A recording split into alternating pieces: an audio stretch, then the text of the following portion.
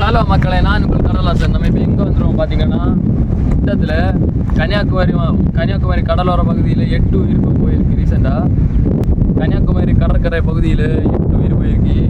இதை தடுத்து நான் ஒரு வழி சொல்லுவேன். வீடியோவை ஸ்கிப் பண்ணாமல் பாருங்க.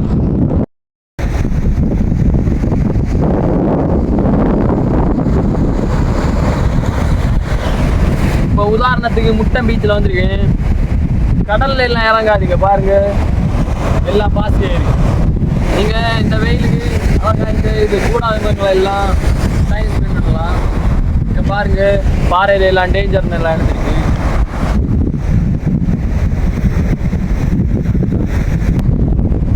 இது மாதிரி டேஞ்சர் இருக்க இடத்துல தயவு செஞ்சு யாரும் போகாதீங்க. சொன்னா கேளு. எந்த ஒரு பீச்சிலையும் அரசாங்கம் தடை பண்ண வச்சிருந்தா கடல் பக்கத்துல போகாதீங்க.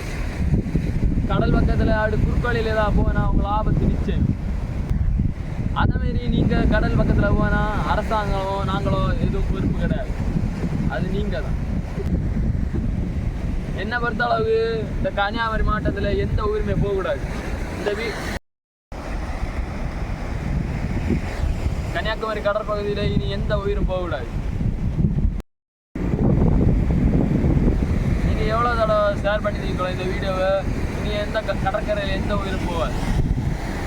வீடியோ இதுபோல் வீடியோ பார்க்கணும்னா நம்ம கடலாசன் சேனலை சப்ஸ்கிரைப் பண்ணுங்க, மறக்காமல் லைக் போடுங்க.